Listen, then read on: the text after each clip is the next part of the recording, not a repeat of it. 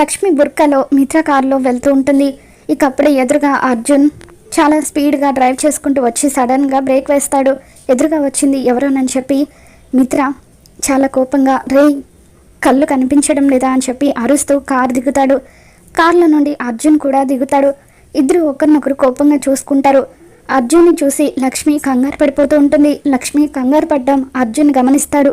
ఇదేంటి, ఈ అమ్మాయి ఎందుకు నన్ను చూసి కంగారు పడుతుంది అని చెప్పి గతంలో లక్ష్మి బుర్కా వేసుకున్న విషయం గుర్తు చేసుకుని మిత్ర కార్లో కూర్చుంది లక్ష్మి అయి ఉంటుందా, అసలు లక్ష్మి ఎందుకు మిత్ర కార్లో వెళ్తుంది, వీళ్ళిద్దరికీ ఏంటి సంబంధం, ఎలాగైనా సరే తెలుసుకోవాలి అని చెప్పి అర్జున్ అనుకుంటాడు.